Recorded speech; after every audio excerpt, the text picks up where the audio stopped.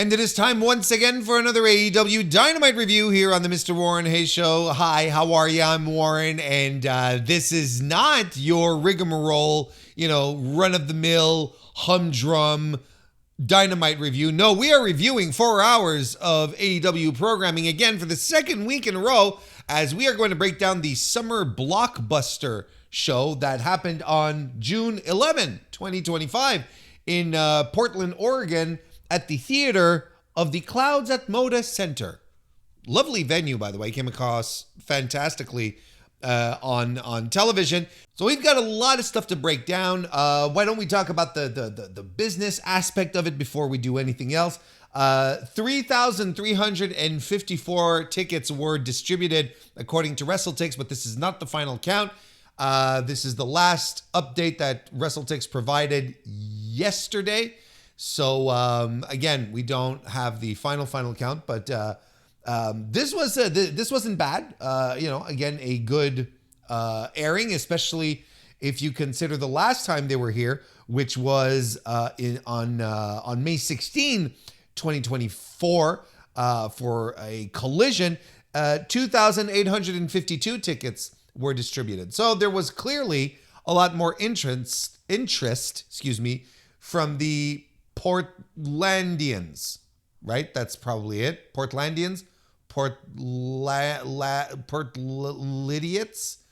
That sounded awful. It's probably that, right? It's got to be the Portlandians, right? Anywho, here I am saying, we've got a lot to break down, and here I am just like burning through tape here.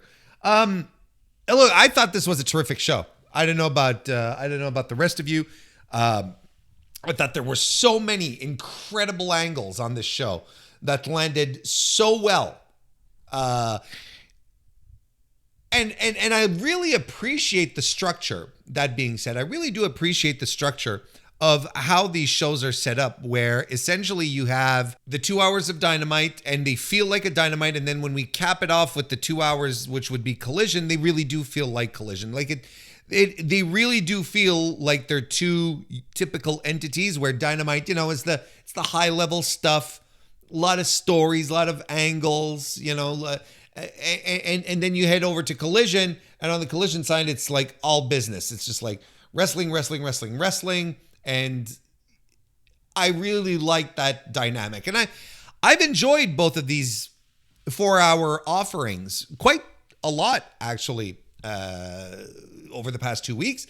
And I think we're good now. I think we're good now without having a 4 hour block of AEW programming midweek for a while now. I think 2 weeks in a row is... I think this is, if you go beyond that, it's saturation. I think then you'll start getting probably diminishing returns on top of it, because it won't feel special anymore. These 4 hour pay-per-view quality entries here really did feel special, right? Or maybe not pay-per-view quality. Maybe that's not exactly how they were promoting it. It was more along the lines of, it's like having a pay-per-view on free TV, right? But regardless, look, I thought I really enjoyed it. I think if we go any further, we're just saturating it. Let's not do this for a substantial while, a long while, just so that it'll continue to feel special, right? And I know sometimes in wrestling, it gets really difficult. It gets really, really hard sometimes to try to do something, or you do something that catches on, and it's really, really difficult to not just like drive that home kind of thing. Keep pushing and pushing and pushing. I know it gets really difficult on that end. That being said, these 4 hour Dynamites will indeed benefit if we take a little more time. There's a little more distance that's created between the two until the next 4 hour block is what I meant. Not between the two here. I mean, like between now and the next time they do it. Hopefully there's a good expanse of time, and that we don't feel like, we can do this every trimester or something. That might get a little heavy handed. But look, we're not talking about future prospects here. We talked a little bit about the business aspect of it. I failed to mention that the year-to-date, all of this according to WrestleTix, of course, the year-to-date average for Dynamite's, as far as attendance goes, stands around 2,948 tickets distributed. So that's been steadily going up week after week. So we're just on the cusp of hitting 3,000. I think this venue is like, it's like over 6,000, right? It's like a 6,500 seat arena, a theater, I should say. It's not an arena, venue, 6,500 seats about. So, we didn't quite get all the way up to some really interesting numbers, but yeah, we're starting to see now that the trend for Dynamite at the very least, as far as attendance goes, well, we're breaking through the 3,000 seat ceiling. There are 3,000 tickets distributed, as probably a better way of putting it.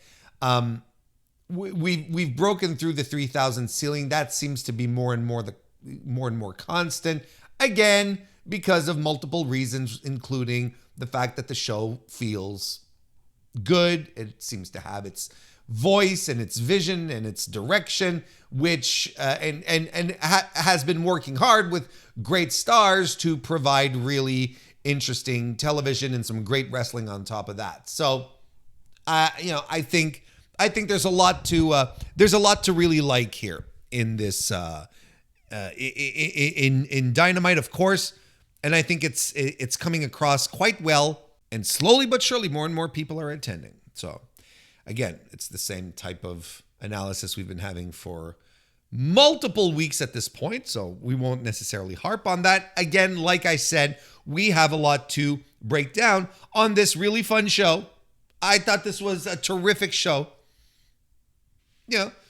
Overall, I think everything connected. There might be some things along the way that I thought were a little off, but overall, I particularly thought, I thought the first 2 hours of the show, the Dynamite portion, I guess, was really, really successful in getting its stories across, getting angles across, creating some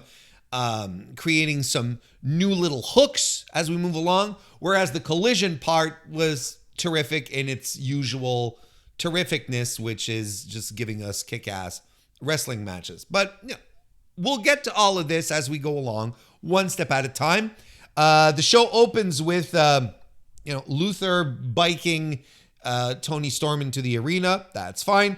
And then Christopher Daniels, who confronts Adam Page as he's walking in, telling him, basically giving him some food for thought in regards to the Death Riders and how he being Hangman should maybe think about, working with other people, trying to not shut himself off, and that because it's going to be it's going to take a village to take out the Death Riders, and I wouldn't say he was open to the idea, but we're definitely continuing to set some seeds in this idea that Hangman will, this is all leading, I believe, eventually to Hangman and Swerve begrudgingly sharing a side at the very least, right? I think that's clearly where we're going with this, because Hangman's been absolutely fine accepting Will's help. He's been absolutely, there hasn't been an issue there. The issue is with Swerve, and I think AEW recognizes that that's a payoff. That's a big payoff for AEW fans and has the potential to be a big money moment for them as well, should they ever end up tagging with each other, for instance. I think there's a lot of value that exists there, and they want to continue setting some seeds. Anyway, this led us into the first match of the night, where they blew off Swerve's. Well, when I say blew off, they just started the show with it instead of main eventing. But look, Swerve Strickland and Will Ospreay, who both went to a time limit draw, and the way that the match was set up helped communicate, make sure that we understood that Will and Swerve are not at odds. They're not. They're actually pals. They start off with a very respectful handshake, and you could see Swerve mouth the words to Ospreay saying, "I love you, brother," and Will answering back. These guys are friends. They're just they're at a crossroads. They have a huge disagreement. They're big, jacked up guys, and this is how they settle their differences. Instead of like the rest of us, going to the coffee shop, and having to sit down and in a public forum, public area, I should say, and airing out each other's grievances. Well, they decide to beat the piss out of each other for about 30 minutes to our enjoyment. Look, pay-per-view. Look, we're talking. I was stammering through the pay-per-view quality stuff. This was a pay-per-view quality match, a pay-per-view quality pairing, pay-per-view main event, if you really think about it, and it delivered. Like I thought this match was absolutely great. Both men exchanging some super high impact moves and near falls. Ospreay's throwing the hidden blades, especially towards the front of the face. And he's doing poison ranas. Swerve counters Os cutters. He counters an Os cutter. That's a tongue twister if I ever heard one. He counters an Os cutter into a cross arm breaker and not into a short arm scissor. Excuse me. And then Ospreay powers out of it, and I think he wanted to do like the power bomb thing and buckle bomb him into the corners. But it turns out that Ospreay didn't quite get enough lift, or I don't know, he slipped, whatever, and it looked a lot funkier, right? It really looked a lot gnarlier than just your typical buckle bomb, and I liked it. It added a little more oomph to this match, which was terrific. Swerve did a deadeye at some point during the match as well. And look, my only quibble, and there will be a few quibbles throughout this review, despite the fact that I thought this show was terrific. There are quibbles, and I will point them out. But the one quibble that I had in this match was Will Ospreay reverting back to, should I do the Tiger Driver 91 or not? He butterflies the arms or double underhooks them, or whatever. And then he looks at the crowd and you're like, okay, I thought we were done with this, Will.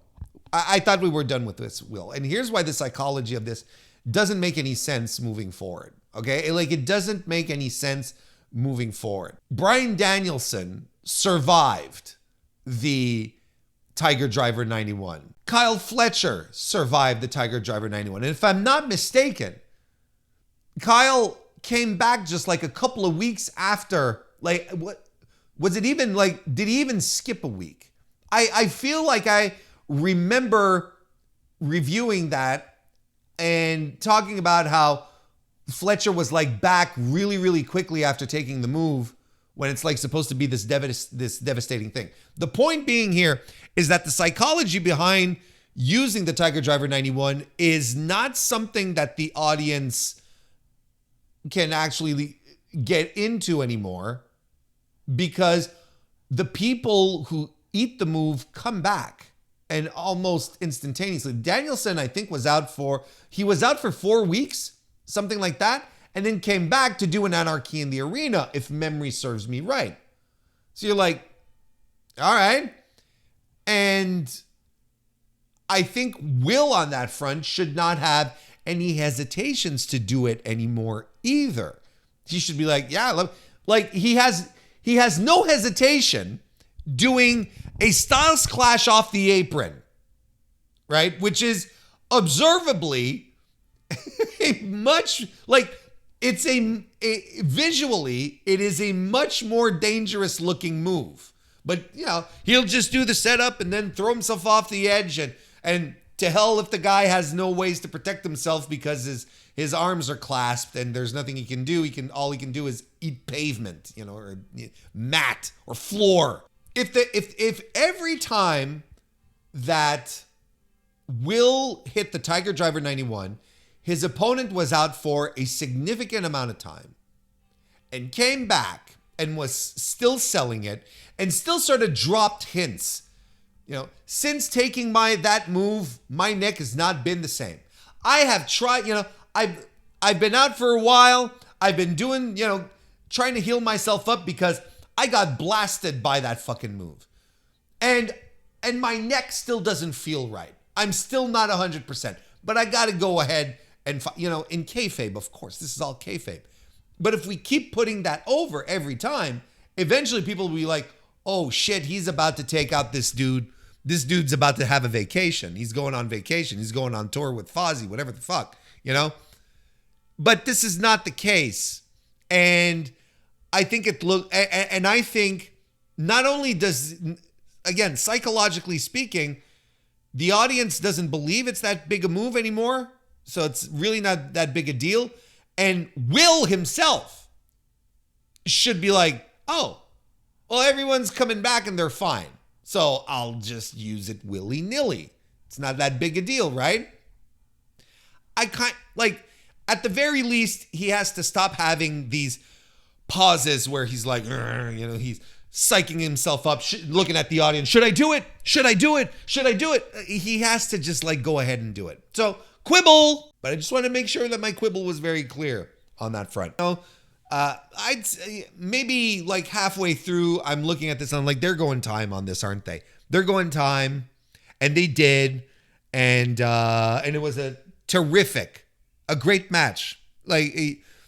This was a blast from provided by two of AEW's top guys. I mean, I don't know what else you want out of this. It's Will Ospreay, it's Swerve Strickland, and they're having a great match against each other. They like each other. They're friends. They've got great chemistry. It was a great match. I really, really did like it. Now, after the match, they do the bit where, they get on the mic and they're like, 2 more minutes, or they were calling sudden death, right? And I was listening to this with Kristen, and she's like, aren't all wrestling matches sudden death? Yeah, and she's right. Unless otherwise stipulated, every wrestling match is sudden death. I'm like, yeah. Sudden death in the idea, where it's the idea of, when you're doing a let's say a 2 out of 3 falls match or an Iron Man match, it's, you hit time and then you're like, okay, well, sudden death, right? It's the next one to score a pin wins, right? There's no time limit because I get it, right? Now it's just like, oh, you just want to restart the wrestling match. Yeah, it's all right. It's fine. And look, I just thought it was funny. It's not that big a deal. It's just like, well, all wrestling matches are sudden death. What do you want from me? But instead of having the match, the Death Riders show up from the crowd and they are circling around Swerve, which allows the Young Bucks to attack him while he's distracted by said Death Riders. And they hit the EVP trigger and they handcuff with both hands. They handcuff Swerve to the ropes and they have a super kick party on him where he's completely defenseless. Then they pull out the thumbtack shoes, which are, of course, a staple of the Young Bucks inventory. But, of course, to add insult to injury, they're using Swerve's brand of sneakers that he has. And they go to super kick him with a face full of with a face full of tacks, with a foot full of tacks. But instead of hitting Swerve, they hit Will Ospreay, who dives into the ring to take the bullet for his friend. He's such a nice guy. See, that's the thing. Will is such a nice guy. He will protect his friends up and down. That's what we want to understand here. So regardless of what happened within the match, these guys are still friends, and Ospreay wants to do what's right, and he doesn't want his friends to be abused and hurt. And then the Young Bucks sort of are taken aback about this, and they're like, oh, this kind of sucks, which is weird. I think the Young Bucks' reaction was a little strange. I would have expected a smirk. You got Matt Jackson looking down and is like, huh. Maybe at first they're like, ooh, they're a little shocked. And then you see the expression change to, oh, this asshole just took a bullet for his friend. All right, that's fine. And they could have absolutely super kicked Swerve as well, but they didn't. Again, quibble, but the angle was great. I thought the angle was terrific, which is clearly leading us to Ospreay and Swerve versus the Young Bucks at All In. We talked about it a little bit as a possibility here. We talked about the possibility of there being, depending on how things would go tonight, to have a Swerve Ospreay 3. That would also be a possibility because we've seen this type of booking in AEW in the past. But it turns out it's going to be the tag team match, and that's going to fucking rock. What a great match that they're adding. All In, folks, is going to be a stacked show. Like, think about what we know so far. Of course, Hangman and Mox. We've got Mercedes and Toni Storm. We have Okada versus Omega. And now we're throwing this one in. We're throwing Will Ospreay and Swerve Strickland against the Young Bucks. This is another huge match. This is another big time, exciting match. Not something that you've seen over and over again in the past either. Like, this feels fresh, unique, with 4 incredible wrestlers. One of the teams, arguably one of the greatest tag teams of all time. You've got Will Ospreay, who is, one of the greatest wrestlers of all time. Swerve is, you could make an argument that he's up there with the top guys as well. All this rocks. This All-In card, I'm telling you, it's something special. It's something spectacular. And you know what? Here's what I forgot to mention. I forgot to mention this. When if we just circle back to the top of the show, when Hangman was coming in, right?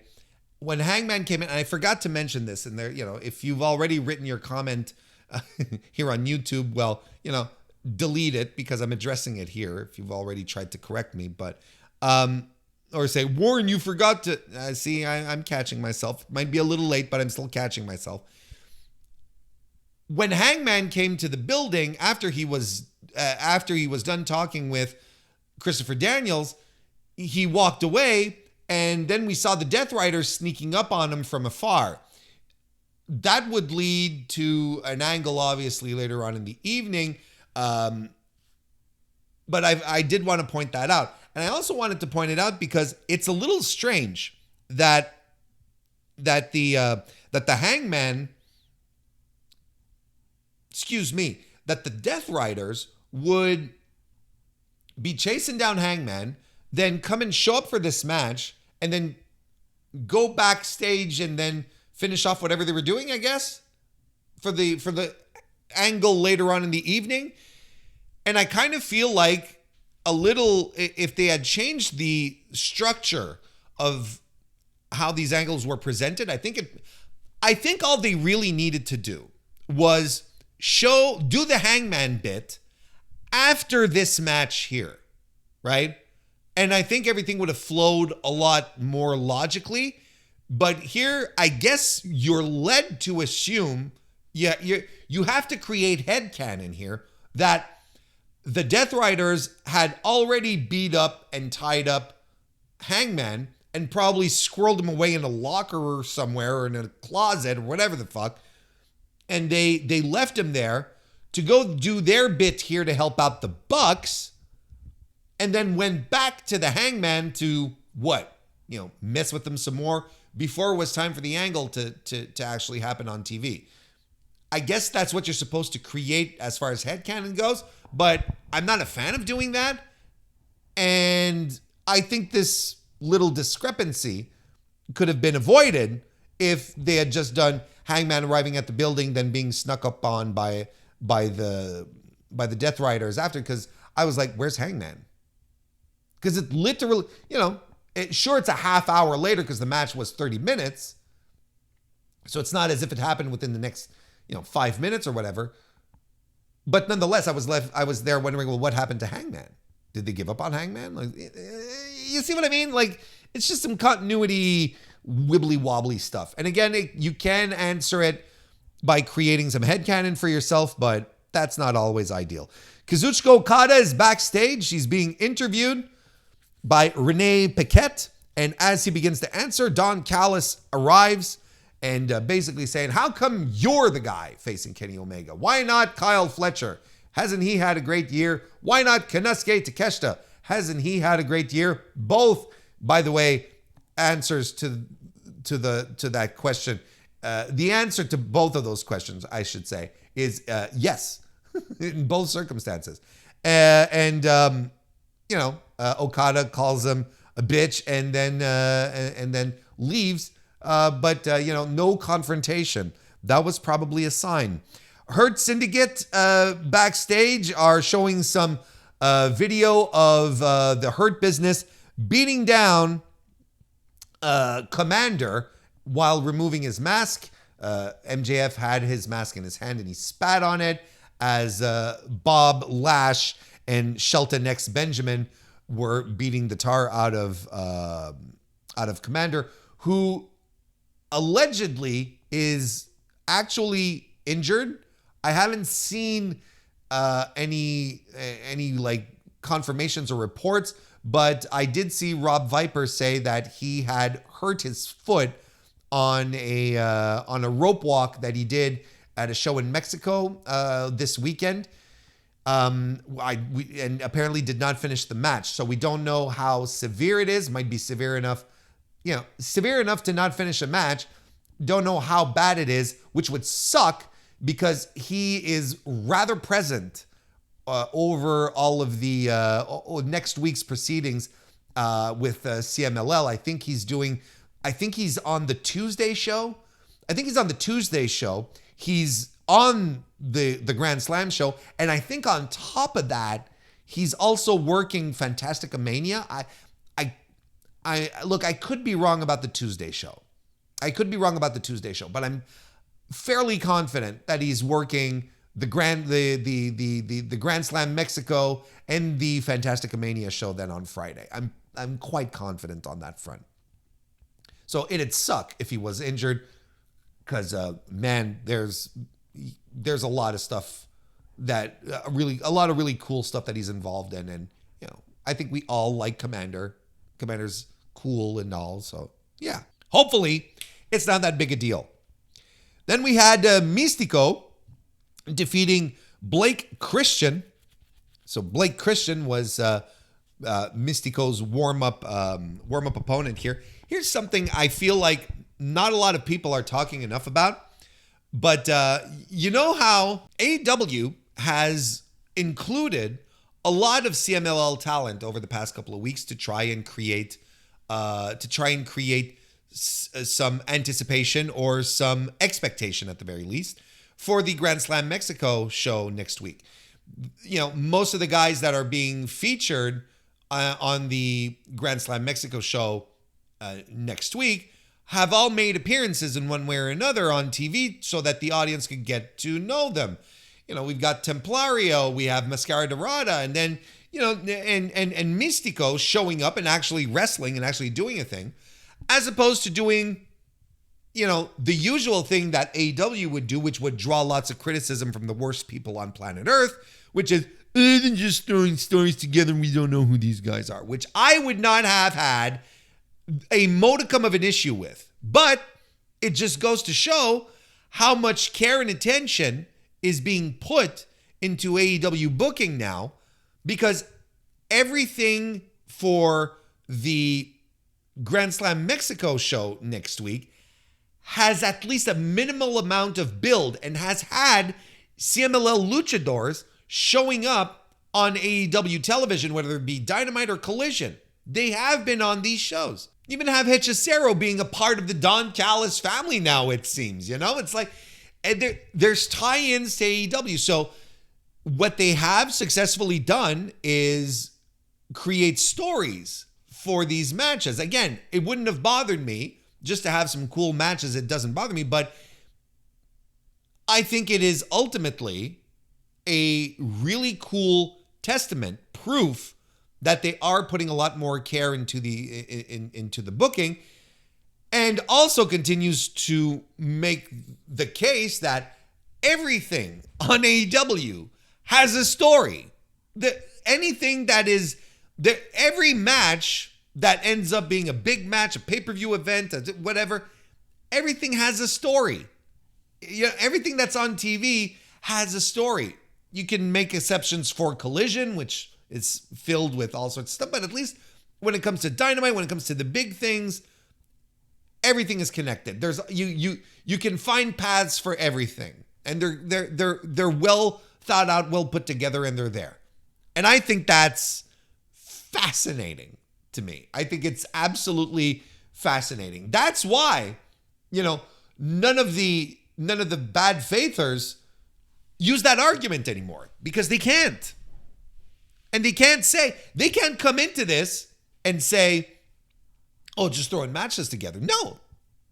They've actually been built for the past couple of weeks on Dynamite and Collision. So no, you can't even say that. Whereas, and besides, it'd be extremely hypocritical of these bad faithers, especially the WWE fan bad faithers, to be doing that when, not that long ago, they had, their World's End show, and that was essentially just it, throwing WWE guys in the ring with AAA people, and there were no stories there. So, they can't even use that argument anymore properly without coming across as extremely hypocritical. So more food to feed to the people who maintain these things. They're flat out wrong. They're they're just hanging on to old thought processes, and that have zero relevance. I never had an issue with AEW just throwing cool matches together. In fact, I'm still a proponent of there should be more random cool matches as opposed to everything having stories. There should be more. But am I appreciative of the fact that they are, being having a high level of care for everything that they book? Yes, that is significant, and I think it radiates positively out of the promotion, and trickles down into everything, and it makes the show feel more put together, more consistent, creates anticipation more easily, etc., etc. Like, there's a lot of positives to it. But I do like once in a while, just a random match where you're like, this top guy versus this AEW guy, and you're like, holy shit, I was not expecting this on a random Wednesday night. But back to the match at hand that we were talking about, Mystico defeating Blake Christian. I enjoyed this enough. That was it was a nice little enhancement match by Mystico, who worked quite well with Blake Christian. I actually thought Blake Christian looked really good here. Beautiful 450 splash that he hit at some point, and Mystico won the match with a Spanish fly, an avalanche Spanish fly. I was like, why didn't he pull the trigger on, why didn't he do La Mística? I didn't quite understand that. Is it because, and the only logic that I have is, well, Blake Christian is an under guy, so he being Mystico can beat Blake Christian with a Spanish fly. But then later on, when they do the angle with MJF and all of that, like he being Mystico actually uses La Mística, and it would have been nice to set it up just in the match before, if that makes sense, just so that the audience goes, oh, that's his finishing move. For the people who don't know who he is, they go, that's his finishing move. And then he gets to the ring, and and then when he ends up slapping it on MJF? I can't quite remember. Was on MJF. Then, people are like, oh, he's got him in his finisher. It is what it is. After the match, the Hurt Syndicate come out, and MJF straight up says, straight up challenges, I should say, Mystico to the match at Grand Slam, vowing to tear the mask off of Mystico, and that's a big no-no. Boo! But he's doing all the great things to get a lot of heat in Arena Mexico. And on top of that, he's saying that he's going to return to his American Patriot look, right? That he had during his international title run when he decided to start calling it the U.S. title run. Man, can you imagine the discourse that would exist right now if MJF was doing that gimmick in the current climate, like right now, that would be insane. Because I saw a significant amount of discourse around him doing this just last night. And I'm like, look, this still remains pro wrestling, right? He is going to use one of the easiest tropes to get heat in a Mexican wrestling show in front of a Mexican audience. He's going to come in wearing the stars and stripes, being pure gringo, right? Facing the Mexican hero, the guy, Mystico, the top guy. Yes, it might be a little contentious right now. You're maybe looking at this going, ooh, that's stretching the line. But I would kind of bet money that MJF is not winning this match and he's going to get his comeuppance. And if he doesn't, well, there you go. If he does, because don't forget, this is still an AEW show that they're putting on. This is not a CMLL show in which AEW people are invited. This is Dynamite, and they're still building towards a pay-per-view. Maybe they're going to want to keep MJF strong for whatever they have set up for the pay-per-view. Or maybe they'll be like, nah, I don't have any issues losing to Mystico in Arena Mexico because he's the guy and I'm the shit heel coming in with my American flag and my American trunks and the red, it's like he's completely okay with that. Maybe. I'm just saying, like, both scenarios, what I'm saying ultimately is both scenarios are plausible. But I really don't see the issue. He's using he is using an age-old trope in pro wrestling to get something across. They're probably going to use footage of this, CMLL. They're probably going to use footage of this in their weekly news show. The name escapes my mind, but they're probably going to use some of that. That's why they had Mystico talk in Spanish, right? Cut a little promo in Spanish as well, so that they can use that on his, so they can use that on their side, and it's just gonna it's hyping up the show, and it's hyping up the show for the local crowd, and MJF didn't go too far. He didn't bring up deportations. He didn't bring up ICE or what's happening in Los Angeles, and a line was towed here. I don't necessarily see the issue. And he's not going around wearing, red MAGA hats or red MAGA inspired hats, like something that would say make wrestling great again. Like he's not doing that. That you'd probably scratch. That would be a little more contentious. And I don't know if it's the kind of heat you want, but the heat of the American coming into Mexico and thinking he's better than everyone, that's just that's the conceit. And it's a classic trope. And MJF is just happens to be really good at this stuff.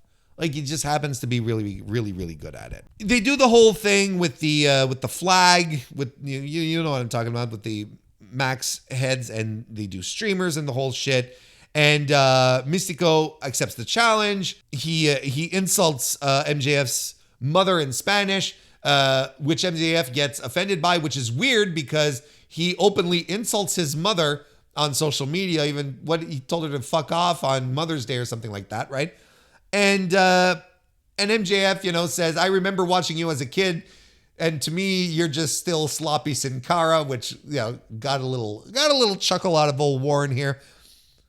The Hurt Syndicate jump Mystico, and then out to save him are the trio of Kevin Knight, Speedball Mike Bailey, and Mascara Dorada, who is replacing Commander in this match. That's why they did the angle earlier on with Commander, because he was supposed to be in this trios match. And instead, we got Mascara Dorada back, who I kind of feel the AEW crowd is warming up to. I think last week I thought he had a really good showing. I thought he was really connecting with the audience here. And I feel like people now, we know who this guy is. And they were excited to see him. And this was a really fun little trios match. Obviously, you had the two powerhouses here who dominated. But, MJF did most of the work in this match.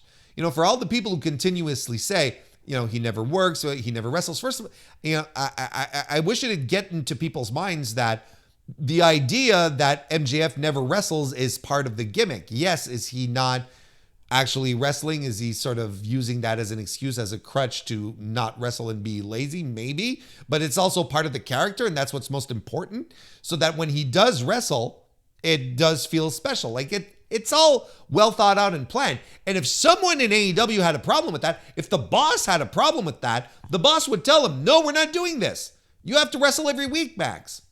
But that's not the case, right? But in this match here, look, he did wrestle and he wrestled most of the match. He did most of the work in this match.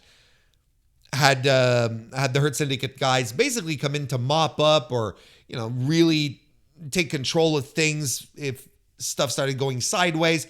I think it was Bobby Lashley who started throwing Kevin Knight around, and I was like, holy shit. Kevin Knight, I thought, was having a little off night, by the way, in this match here. Nothing, out of where I'm like, oh my, but I feel like he flubbed a couple of moves. He wasn't in position in a couple of spots. I think he was not necessarily Kevin Knight's best night, but still a fun match. Mascara Dorada does a 450 off the second rope to the floor, which was bonkers. Just a great move. And the Hurt Syndicate get the win via MJF's Hammerlock DDT move. I forget what it's called. He landed it on Mike Bailey, if I'm not mistaken. And then after the match, MJF keeps beating down on Mike Bailey, and the Hurt Syndicate come back in, and they beat up on all three guys. And Max actually tears off Mascara Dorada's mask, understanding as he's doing it that, we really have to loosen the laces here. It's not that easy to take off. So Mascara Dorada gets unmasked, hides his face. Of course, he becomes paralyzed. That's how Lucha Libre goes. But then Místico comes in for the save to save his Sky Team pal and locks up MJF into La Mística. And MJF is giving the visual tap, which is an indication, as I was saying, that it might actually be the indication that Max is winning his match in Arena Mexico. He might. Because, wrestling logic would have you believe that if the babyface, before a big match, whoever's left standing tall will typically lose the big match, right? So, is Místico losing here? He might. But this was a great angle. All of this was great. From the moment that Místico came in for his match until the end of this attack here, where Místico got the La Mística on MJF, it was all like one big run-through segment, and I like that. Místico's match led to the trios match, led to, and there was the angles between. I liked it. I thought this was super fun, kept you on your toes, didn't leave you time to sort of like decompress. You were all taken into it. I kept the energy levels high. I thought this was super successful. Another great angle here. Then it's time for Hangman Adam Page's in-ring segment, but he gets carried out by the Death Riders, as we mentioned earlier. This was the rest of the angle here. He gets carried out by the Death Riders. He's all tied up. He's got duct tape on his mouth. And Mox basically says, I'm doing this because I finally want to have a proper conversation with you, a real conversation. And he says, look, you're focused on this, and that over here, and this. You're focused on everything except me. Keep your eyes on the prize. I want you to focus on All In or pack your shit, is what he says. Then Page goes after Moxley. He headbutts him, which I thought was a great visual. So the Death Riders basically go after him, and they start setting up a steel chair around his neck to really fuck him up. And I don't know if you noticed, but Jon Moxley went to Claudio, because Claudio was the instigator of all of this, and he went up to Claudio and he stopped him. He said, "No, don't do this." And I don't know if you noticed, because it was in a wide shot, and as they were doing that, the Ops' music hit. So then Powerhouse Hobbs, Samoa Joe, and Katsuyori Shibata all ran to the ring to save the Hangman. So we really didn't get any focus on that. But that was I thought that was interesting. Mox clearly wants, he wants to fuck with Hangman, but he doesn't want Hangman to have any excuses as to why he lost. Oh, these guys beat me up. Oh, I wasn't 100% because they they fucking broke my neck or whatever. He doesn't want any excuses for Hangman. So, of course, the Death Riders hit the bricks. When the Ops arrive, Page is free from his bonds, which I'm sure was a large disappointment for a certain sector of the fan base, particularly those who hang out on Tumblr. And Page then grabs a microphone and vows to defeat Death itself, or something to that effect, to win the AEW World Championship and defeat the Death Riders. And he says, if I ever run into any of you tonight, I will, I'll have your head, or something to that effect. He basically promised murder. So he grabs a chair and goes after the Death Riders, and that ends that segment. Again, another really good angle. Again, the only quibble that I'd change is just the order, like we mentioned before, but this was a really successful angle once again. Another successful angle. Anna Jay and Ty Mello got back together for Tay, their classic AEW tag team. And they defeated Megan Bayne and Penelope Ford. This was Tay Mello's first match back since returning from motherhood. She's still a mother, but you know what I mean. Delivering a child, which is, something. And look, I don't have many notes on this match. I thought it was a good little match. Mello was clearly excited to get back in the ring, and she was super motivated. She was really into it, did a lot of stuff. And I thought everyone worked hard. It looked good. Penelope Ford gets the win with that swinging, gory special thing that Tay Mello does. Yeah, I don't have many notes here. Everyone, the baby faces celebrated. Everyone was happy. They avoid getting beat down after the match by Megan Bayne. Just celebrations all around. Then we get an extraordinarily good Kenny Omega, Kazuchika Okada video package, which I believe they mentioned that this video was put together by our friends at New Japan Pro Wrestling, right? And you could tell the storytelling, everything that was put together was brilliant, and I do believe it was the English narrator for New Japan's videos. What they wanted to do here was make sure that everyone understood, who maybe was not around at the time, who doesn't understand the significance of an Okada Omega match, that they understood the depth of history that exists between these two men. And I think the video package did an incredible job doing that.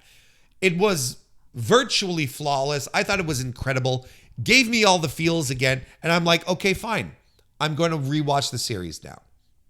I got to go back and rewatch the series because I was looking at that and it was like, yeah, these matches are great, aren't they?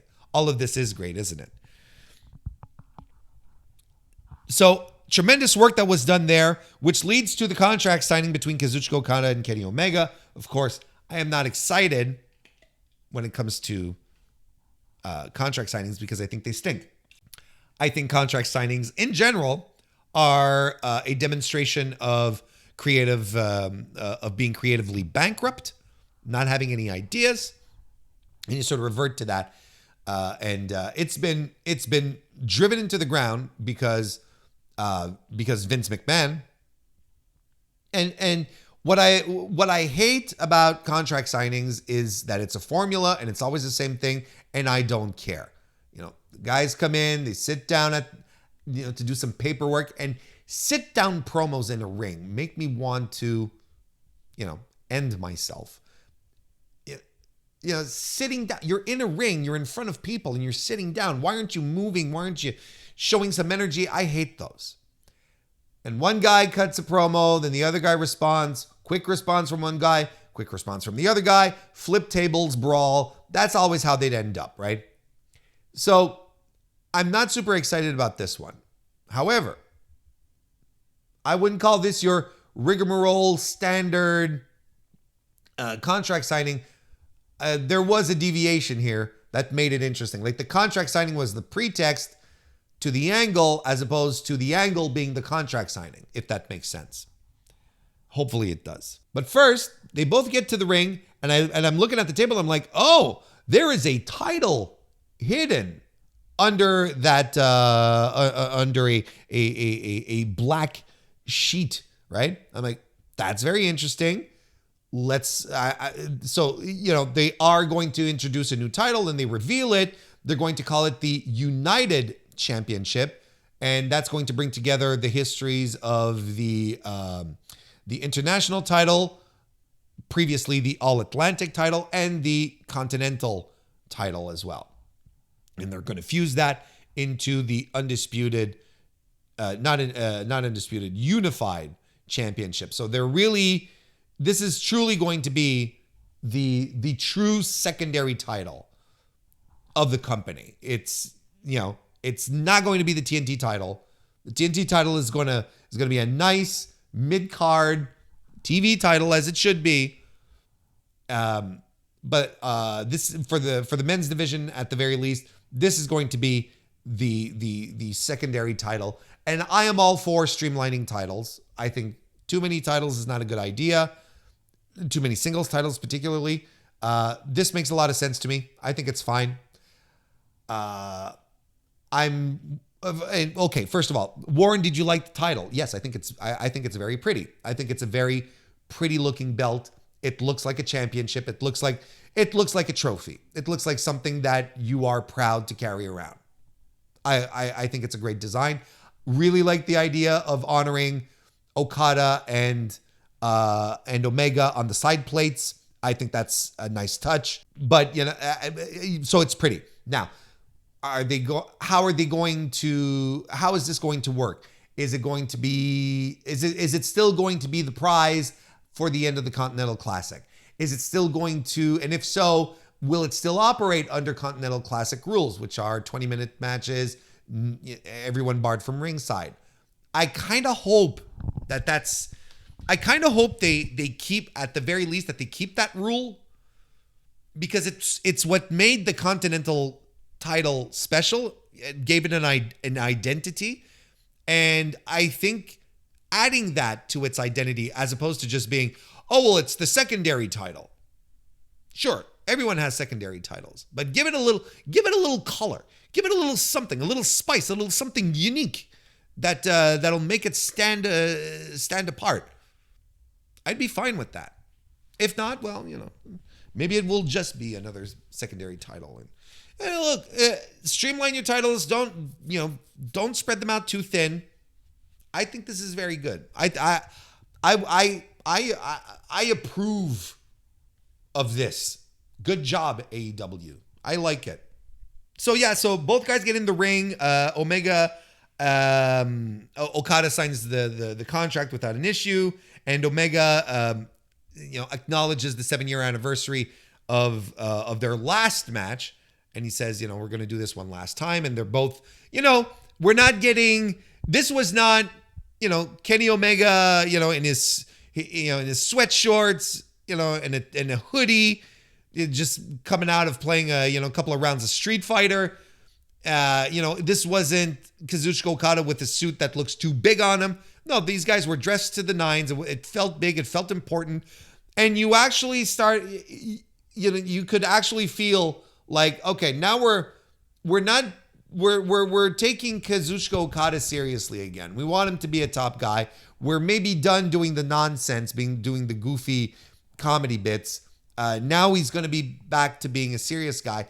And, we've argued here in the past that I was never really overcome with this idea that, they're turning it into a joke, into a comedy thing.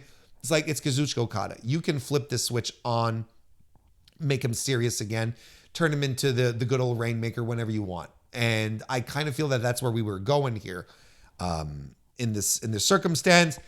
So they sign the contracts, they shake their hand, each other's hand, and then Don Callis's music starts to rumble. And Don basically comes out with the same grievances as he had earlier in the evening, where he was saying, why not Kyle Fletcher? Why not Konosuke Takeshita? And Kenny grabs the microphone, interrupts him, telling him, you know what? You're full of shit, Don. Take a hike. We know what you're trying to do, and we know all of your tricks. Everyone here knows all of your tricks. And Don Callis goes, oh, I'm pretty sure you don't know about this trick. And then it's like, that's why Okada was hanging out in the back and wasn't doing anything, because Okada then blasts Kenny Omega with the Continental title and beats him down pretty severely with the help of Don Callis. They even have a little baton, like a little, are those like not a nightstick, but one of these collapsible batons, and they start beating him with that, of course, in the abdomen. So the medical staff comes in, and they put him on a stretcher. Okada waits till he's tied up on the stretcher to do a top rope elbow, which I thought was fantastic. And they finally get Kenny out of the ring, put him on a stretcher, and then Okada runs on the apron and delivers a diving elbow off the apron onto the stretcher to a huge squee from me. I was like, this is great. I love this shit. And it causes Kenny Omega to start coughing up blood, like, big, like blueberry pie thick blood, which is, it is what it is. I get what they're trying to do. It's fine. I'm not bothered with it. It's pro wrestling, right? And sometimes you're going to try and do things and it looks a little goofy, and it looked a little goofy, but it didn't take away from the thing, which again, another successful angle on this show. Another one where I'm like, this is fucking great. And adding some, adding some more of that hate to this match. Now, I've seen the arguments where this felt unnecessary, and I do think it was unnecessary. Let me make this clear. I think this is an angle that is unnecessary in the grand scheme of things. This is Kenny Omega and Kazuchika Okada. That's your angle. That's your thing, right? There you go. That's your little bit. That's your little food snacks that you're gonna start feeding people until you give them the main course of the match. That's all you need, really. But then I got to thinking, does AEW want to run a match which has been entirely built off of someone else's promotion, and that has been dormant? This feud has been dormant for 7 years. There are people right now watching AEW who have never seen Okada Omega. I am willing to put my life on it. If we had done this match in 2019, 2020, 2021 even, I'd have another argument for you. I'd probably be more like, what the fuck are they doing here? This doesn't make any sense. It's Omega Okada. What are they doing here? Because at that time, I believe there were a lot more people. The crossover. I believe there was a lot more crossover between the AEW fans and the New Japan fans, at least in North America. But we're 7 years removed from that. I don't think we have the same AEW fans that we did back in 2019. I really don't. We have a new set of fans. We probably have brand new fans. We probably have people who are trying out this pro wrestling thing through AEW. I know there are people coming in from WWE to try it out, right? So I think we have a substantial amount of people, first and foremost, who probably haven't seen any of the matches. Maybe have heard of this legendary feud, but that's about it. And the second thing is, like I mentioned briefly, this is a feud, like I said, this is a feud that was built somewhere else. you got to kind of make it your own too, right? Like you kind of, as a promotion, you have to add a layer on top of this so that your match is not just a throwaway, which is weird to say in this context, but it's not just like, oh, well, we're just banking off of the success of the old matches that haven't happened in 7 years for the success of this one. No, I don't think so. I don't think that makes sense. That I think is bad practice. And I also don't want Kenny Omega and Kazuchika Okada respecting each other in this. Because going back to the matches, going back to this feud, it was very visceral. Yes, there was respect, but it was very visceral. And these guys, you could tell, respected each other, but didn't like each other. So there was a lot of disdain. There was still animosity. Maybe not hatred. There was animosity. And I think without the context of those 4 matches and that series back in 2017 and whatnot, I think it's difficult to transpose that 7 years later today and understand that animosity. So you have to add something. You have to give something so that the current viewing audience has something to latch onto. It's not going to change my perception of this match. I am so excited to be able to see an Okada Omega match live in the flesh. You have no idea how much of a big deal that means to me. It's a series I love. It's a series that helped me really fall in love with pro wrestling again. So I have a huge connection to this. Because, there was a time where I was very ambivalent. I was going, okay, but that series of matches really helped me reconnect, really get back to the core of it. This is why you love pro wrestling. This is why pro wrestling can be so great, right? So it's not going to change anything for me. And for most of the smart fans who have been watching for all this time and who are familiar with the series and who watched it in real time like I did, and who are saying, well, I don't know why they're doing this, and they're crossing their arms and stomping their feet. It's like, it's not going to change in any way, shape, or form your appreciation for this match. It's not going to make you more or less excited. What this is effectively doing is roping in fans who do not know what we're talking about. It's 7 years. 7 years is an eternity in pro wrestling. As far as the longevity of wrestlers and stories, but just in regards to fan turnaround. And think of everything that has happened in 7 years in professional wrestling, in major league, world-class professional wrestling. Think of everything that has happened within 7 years. And when you take a step back, it's very humbling, I guess. Maybe that's not the exact word. It opens your eyes, at the very least. So the true purists can complain all they want.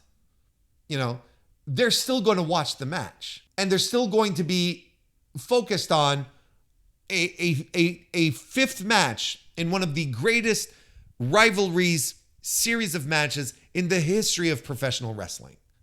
They're still going to be glued to that regardless. The build that's happening here between you and me is not for people like myself who are fully aware of everything that has to do with Okada and Omega and have seen all the matches and have watched them multiple times and will probably watch them again in the lead up to All In. What this build is for, it's for AEW fans, new fans who understand, who get it because it's all been laid out, but need that little extra something. Look, you're adding, what did MJF tell us? Hate and heat. That's what he wanted to add in to his pro wrestling when he came back. He's done with friendship. What I want is hate and heat. God damn it, that's what I want too. So if you want to add Kenny Omega being mad as hell at Kazuchika Okada for taking advantage of him in this situation and doing this and pulling this stunt off, attacking him while he's on a gurney. If he wants to get upset, I am 100% fine with that. I could not be more comfortable with this setup, quite frankly. I think it's absolutely fine. Anyway, this all happened at the end of the Dynamite portion and leading into the to the Collision portion, and Okada and Callis take a powder. They have a car waiting. Callis is like, we gotta go. They're gonna kill us. And is Kazuchika Okada part of the Don Callis family? I sure as fuck hope he is, because that's gonna serious him up. He's gonna have a tremendous mouthpiece. Continues the everlasting rivalry between Kenny Omega and Don Callis. And then you think of this fucking stable of guys that Don Callis has put together, this huge group of aces, no slouches. You know, this isn't like the NWO where you have, where you have a Virgil, you have a Horace Hogan, No, all fucking prime people. They're not all main eventers. They're all up and down the card. You got the Roppongi Vice guy, not the Roppongi Vice, the RPG Vice guys. They're squirreled away in their own spot. You've got Josh Alexander hanging around the lower mid card. He got a win last night. But that's his spot right now. You got Fletcher and Takeshita. I don't know why I was stammering over his name. Apologies. But they're at the top. Like they can hang with the top guys, right? Then you got Kazuchika Okada right there in the middle. If you ever needed a fucking crown jewel, no disrespect to Chase Owens, or maybe a little disrespect, then you've got your crown jewel right there in fucking Kazuchika Okada. It's not a Bullet Club where suddenly you've got like a Yujiro Takahashi in there. You've got late stage Bad Luck Fale. You know what I mean? Like, what a fucking group of awesome dudes. Lance Archer is in there. He's clearly like in this bodyguard role, and I think he likes it. I think he loves it. And it's good for him. Brian Cage is on, he's still in the group. He's just injured. He's getting his bionic knees being added in, whatever it is. I think that's what it is. People calling him a literal machine. He's not a literal machine. He's actually not a literal machine. He's not literally a machine. He's still human. Otherwise, he'd be, a car, a microwave oven, a fucking, looking around here, what I have that could, a desk fan. Those are machines. Not a literal desk fan. He's not a desk fan. He's a human. Anyway, I thought all of this was tremendous. And all of this leads us into Kyle Fletcher defeating Anthony Bowens. Look, unquestionably, this was Anthony Bowens' best match since the repackage. Like, by 3 country miles, which I've been told are actually longer than a regular mile. That's why we talk about country miles. They're actually a country mile is actually longer than a mile. Because I never really understood the idiom here by a country mile. Well, isn't a country mile a mile? It's like a mile. It's still a mile. A mile is a mile, whether you're in the country or in the city. But no, it turns out it's not. We got Adam Cole on commentary for this, to continue adding some build to the eventual match between Fletcher and Adam Cole for the TNT title. But yeah, Bowens tremendous here. But again, another losing effort. And I continue reiterating what we've been talking about over the past couple of weeks. I don't think this is working. I don't think this repackage is working out. Excuse me. That's weird. I haven't even eaten yet. I don't know why. I apologize for that. I don't know why he's... the repackage is just not working. The repackage is not working. We need to move on to something else. Billy Gunn is extraneous. It's like we're not quite ready to let go of the Acclaimed stuff. It's as if we don't have the confidence to just like slice right down the middle. He's still doing these things, at least this week. I don't think he scissored anyone, I think it's a big move forward. He shouldn't be doing that. And I don't know. Right now, he's in a big losing effort. I don't know if they have this brilliant idea to put him over, but I don't think Anthony Bowens is getting over. This was a great match, though. This was very good. But, great. It was very good. But, let's not get carried away. Fletcher wins. Lance Archer got involved, attacking daddy ass Billy Gunn. And Kyle Fletcher landed the brainbuster. Good match. We're probably going to fly through these because a lot more matches than I think the real meat has all been discussed. There's one more thing I think we need to really chew into, but we'll get to that in a second. Hype video for Mystico versus MJF next week, presenting Max as the American Patriot, and they've got using footage from his old.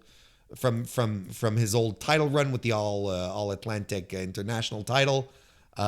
Sure. Carlos Cabrera is in the ring, and he introduces Atlantis and Atlantis Jr. to join him in the ring, calling Atlantis one of the greatest luchadors of the past 40 years. And he's in the ring clearly to interview them, but then FTR come out, and I am clapping in my living room. I'm so stoked. I'm like, yes, this is perfect. This is perfect. This is exactly what they've been doing over the past few weeks, over the past few months at this point. And now they're gonna do it. They're gonna do the legend killer bullshit with Atlantis. And I thought that was good. Stokely Hathaway is there, of course, and he basically breaks down all of the achievements that FTR have done over the past couple of months. We're talking about people that they've ended, Edge, Nigel McGuinness, calling him a pill popper. He beat them so bad that he became a pill popper. And everyone's like, oh, and he says, yeah, because he's popping melatonin to get him to sleep at night so he can dream about being relevant in 2003 or something like that, which I thought that was a really good line. It talks about the Rock and Roll Express. So now you're like, oh, okay, it's very clear what they're going to do here. And then Dax Harwood starts doing, the bit that I like, that it's really starting to stick with me, is the bit when Dax has his microphone and he tries to talk. People are booing him and he says, please, I'm trying to talk here. And then Cash grabs the microphone out of his hand and just screams into the microphone, he's trying to talk, as if that's going to help anything. I think it's a great bit. I really think it's funny because this is not helping. It's tremendous. I think it's really good. And then they do the thing that they did with the Rock and Roll Express where Dax starts asking a question and then passes the microphone to Atlantis to answer, but Atlantis, as soon as he starts to answer, Dax pulls it away and gives a very disparaging response in his place, and then asks him, at 62 years old or whatever, how many Depends do you change every week? And he passes the microphone over to Atlantis, and Atlantis just attacks him and just goes for him. And Atlantis chases Dax throughout the crowd. Because look, you got a bunch of people coming in here. You've got FTR who overwhelm Atlantis and Atlantis Jr. So then Adam Cole gets involved. Since Adam Cole gets involved, that brings out the Don Callis family, but Bandito and Templario come out, and so does Brody King, and they're all beating up on everyone. And Templario is, Templario, I think he throws Dax out of the ring at some point, and I think it's meant to be like the end of the segment. You know how it ends. In American TV wrestling, the baby faces are in the ring, the heels are all thrown out, and they all run away. Well, Atlantis is like, fuck this shit. He's not waiting in the ring. He gets out of the ring, starts chasing down Dax, and you can tell Dax is like, wait, this isn't in the script, but Dax is like, okay, fuck it. And they brawl a bit, but Dax leaps over the barricade, goes through the crowd, and Atlantis still goes after him. And Atlantis grabs him at some point, and he just starts, beating him with chairs all the way the fucking at the other side of the arena. There's no real camera on him.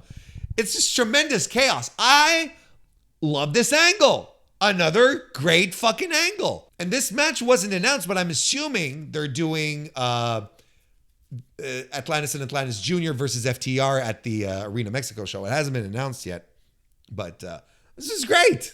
Again, this was really, really good. And you see more CMLL guys showing up on AEW television to set up things so that it will be meaningful for the AEW viewing audience when they tune in to Arena Mexico. I'm telling you, great care to their booking. Brian Keith and Big Bill are backstage, and they wanna fight, and it's the Workhorsemen who respond to that fight. All right, JD Drake, Anthony Henry, they're gonna have themselves an AEW TV match soon. I'm cool with that.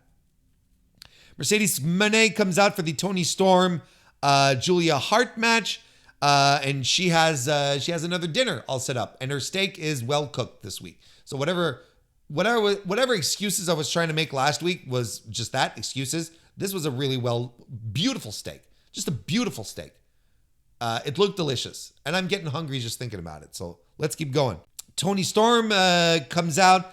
And, Julia Hart and Toni Storm comes out. Toni Storm second, but she gets attacked by Sky Blue during her entrance. Ref Aubrey tosses Sky Blue, sends her back, and then eventually we get the match started.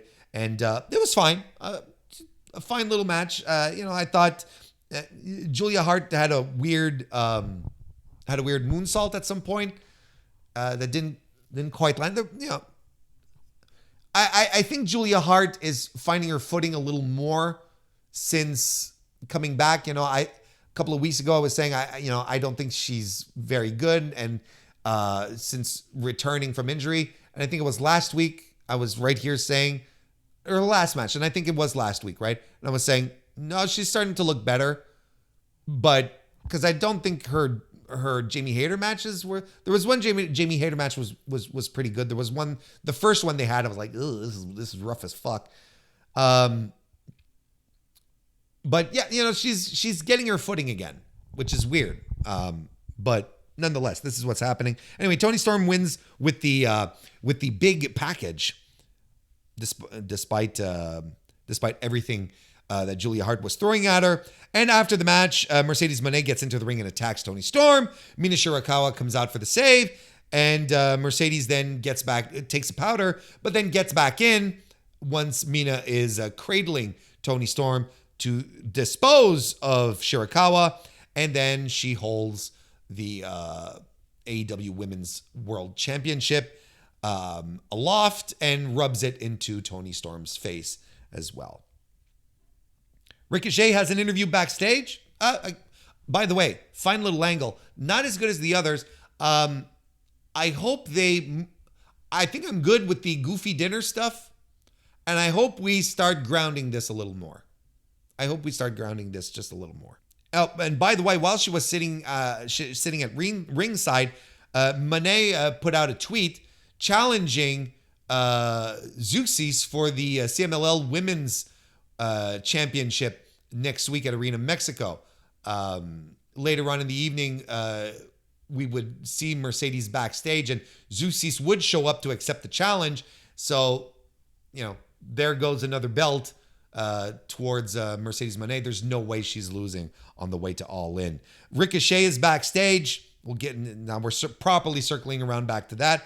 And he's being interviewed about the crew he's looking for. Blake Christian and Lee Johnson show up, and they're like, "Hey, man, look at everything we've been doing. We've even been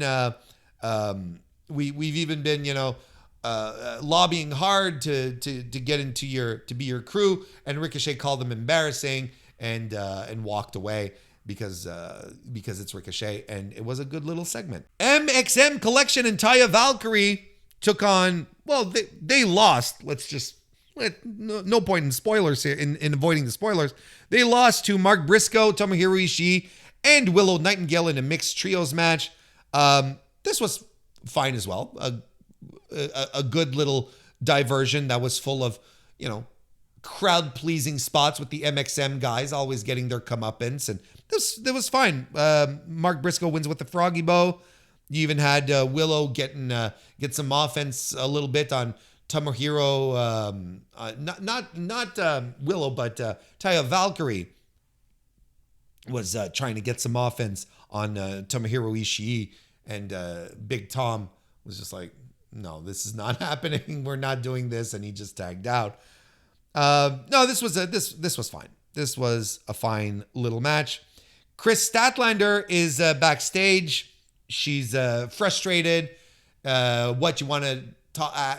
She's yelling at the cameraman, saying, "What, you want to ask me about Willow Nightingale again? What about me? What about Chris Statlander?" And Wheeler Yuta shows up behind her and basically says, I had to make some difficult choices to get where I am, and we've had some past together with the best friends, but look, I had to forget about all of that, just like you should forget about Willow Nightingale, basically. And she runs into Marina Shafir as she storms off. They stare at each other, but it stays like that.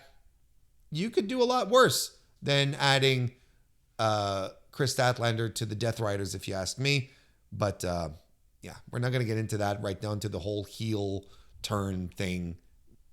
We don't have to get into that just yet, because this angle hasn't been concluded yet. We don't know where they're going with this quite yet, so I'm saving my thoughts for later. Bandito defeated the Beast Mortos in a non-title match for the Ring of Honor World Championship. This ruled. This was absolutely fantastic. I thought this was Bandito's best showing in AEW so far. Mortos was great again, doing great lucha things while being an incredible base. Satellite, Bandito did a satellite Arana situation where he was just absolutely fantastic. Does the Gorilla Press slam, the Beast Mortos does the Crucifix Bomb. He does the diving tornillo. There's all sorts of great stuff. Multiple near falls. And Bandito wins by doing a moonsault fall-away slam, which was outstanding. Fantastic finish. Love this match. I thought it was excellent. Great stuff. Such a good time. Zeuxis then was the angle with Zeuxis and Mercedes Moné. We already talked about that. Then we have a segment backstage where Adam Page runs into the Young Bucks. And basically the Bucks say, hey, we're doing this for you, buddy. We were aiming for Swerve, not for you. That we didn't want, not Ospreay. That was not what we wanted to do. And they're telling Page to stick to the plan. But Page says, there is no plan. Stay out of my business and stay out of Will's business too. And you know what? By the way, stay out of Swerve's business too. And you're like, oh, okay. And, he basically threatens to burn down their homes. So they're like, fine. And they just walk away. And in the meantime, and this annoyed me. This is probably my biggest quibble of the evening. This annoyed me because while this was happening, it was happening in front of the trainer's room or whatever the fuck. And you had what's his name? Prince Nana stick his head out from behind the door. It's like, huh? And going, doing one of those. And then going back in, and then later popping back on.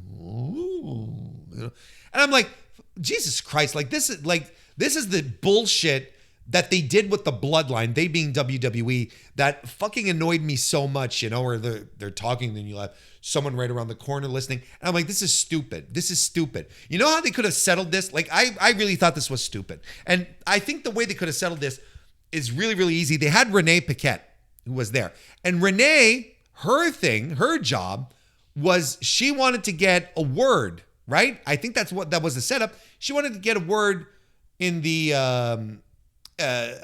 regarding the condition of Will Ospreay. And then Hangman shows up, and then the Bucks show up. So the guys can still have their little segment and have their little face off and then go their separate ways. And then Renee can be like, well, why don't we go check on Will Ospreay? And then she goes into the door, and she opens the door, and Prince Nana is right there with Swerve. And what are you guys doing here? Oh, nothing. Well, we're checking up on Will. And says, oh, well, did you guys happen to hear the confrontation that happened just outside this door, kind of thing? And Swerve can say the exact same line. Yes, we did. Had every goddamn word, right? He can use the exact same line. Instead of doing the like we're fucking 5 years old. You know what I mean? Like that's a little dumb. That's a little dumb. And we're not stupid. And you had the perfect way to get back in there with Renee being there. I think it was Renee. It might have been Lexi Nair. I don't like whichever of the two. They could have just gone back, because they were there to go check on Ospreay. So they could have just gone into the trainer's room to check on Ospreay and say, well, let's finish up this segment that we started to do before we got interrupted by the Bucks and Hangman. Let's go. Instead of doing the fucking Muppets. All right, Queen Aminata and Tekla had a match. Tekla won. And what was going on here? What the hell was going on here? I didn't know what was going on here. We're probably going to find out. This is the kind of shit that gets reported and leaked. There's something happened in this match. And I don't know what it was, but things did seem off. And they didn't seem to be quite on the same page. And I don't know, what's the word I'm looking for? I don't know if they were cooperating, right? I don't know if they were cooperating with each other properly. Like they weren't cooperating with each other at some points in the match. And it was kind of snug and it was kind of stiff. And I was like, I don't hate this, but what's going on? Like it really felt like like we were doing receipts and shit. And then at the end of the match, Aminata, she gets put into the death trap, Tekla's submission, right? And Tekla kept the submission on after the pin, which is exactly what she did last week when she fought Lady Frost. She kept the submission on quite a long time after winning the match, after Lady Frost had tapped. So I was like, oh, so this is going to be the gimmick. This is going to be the thing. Tekla is going to win the match with the submission, but she's going to keep it on for an extensive amount of time because she's a nasty person, right? Because she's not sportsmanlike. She's nasty. She's toxic, right? That's the idea. But then you saw like Aminata's arm sort of waving out of it, sort of to get out of it. I'm like, and Tekla's not moving. I'm like, okay, this is kind of weird. And then she releases the hold. And then Aminata rolls out of the ring and she just lands on the floor. And you can see in the back, and there's clips of this running around on the internet if you haven't seen it, if you didn't see it live. She rolls to the floor and then she gets right up and she walks away. No selling. 100% not selling anything. Now, again, I don't know what happened. I don't know what the issue is. If this is like, whatever it is. I don't even want to speculate. I don't know what it is. It could be a bunch of reasons. Could be Aminata just pissed that a newcomer is passing her by and whatever the fuck, right? But whatever happened, that was some very unprofessional behavior by Queen Aminata. And I like Queen Aminata. I like her a lot. But that was some very unprofessional business. That was very, very, very, very unprofessional. There's no way to go about it. Regardless of what was going on between them, that's not good. You shouldn't do that. And she's probably going to get a reprimand. If I were in charge, I would. I wouldn't let that slide, because that's the kind of behavior you absolutely have to nip in the bud quickly. So a little strange, an odd match, but that was nonetheless very compelling for whatever story was going on that we were not privy to. Kip Sabian and Nick Wayne are backstage, and they're being interviewed. And Kip says that Christian Cage is not here this week because he's given him space, because he's working hard on Nick's mom. Which, Nick Wayne had the appropriate reaction to that. And they do a highlight of his Best of Super Juniors run, which I thought was cool. And Kip says that Christian is proud of him. And that's where we're at right now. And then we get to the main event, where the Don Callis family of Konosuke Takeshita, Lance Archer, Hechicero, and Josh Alexander defeated Paragon and Daniel Garcia. This was pretty good. I thought this was solid. I thought it was quite good. Super solid match. It's crazy how much Roderick Strong is the glue to the Paragon's working boots. It's stunning to me how good this guy still is so far in his career. He's tremendous. And Josh Alexander gets the win with a bridging German suplex on Roderick Strong after some shenanigans and whatnot. But I'm not going to break through all of this. This was very good. This was actually quite good. So next week, after this terrific Summer Blockbuster show, we are going to have the Grand Slam Mexico show in Arena, Mexico, which I am very stoked about. I think a lot of AEW fans are. It will not be a 4-hour show, but it will be 2.5 hours. So we still get a little extended stuff. Look, this road to All In so far has been tremendous, and AEW is really laying it thick, and they are going all out to make sure that they are, and I guess that was kind of a pun, they are really doing everything they can to create anticipation and tension and build their stories and have these significant events on the road to All In. I think they're doing a really, really good job so far building the show. The show feels huge. Like we mentioned before, the show feels huge with the handful of matches that they've announced and the ones that we're still speculating on, such as the Bucks versus Swerve and Ospreay. It's going to be a tremendous show. I'm very excited about it. And I hope you are excited to come watch my Dynamite review next week again, as we continue this tradition here. But yeah, look, this was a terrific show. I hope we get a little break from the 4-hour thing, as reasons we mentioned earlier, but I have no qualms. I have no qualms about this, and I'm going to wrap up the review on that. I thought this was a lot of fun. Thank you all, and the review was a lot of fun to do as well. A little on the long side, but it's a long show. What do you want from me? Thank you, everyone, for being here. Leave a like on YouTube, or a 5-star review on Apple Podcasts, or a 5-star rating on Spotify. And look, I'll be back soon. I'll be back. Look, just subscribe to the channel. Subscribe on your podcast feed. You won't miss a goddamn thing. Go watch some Randy Orton and get back to me. And I'll see you next time.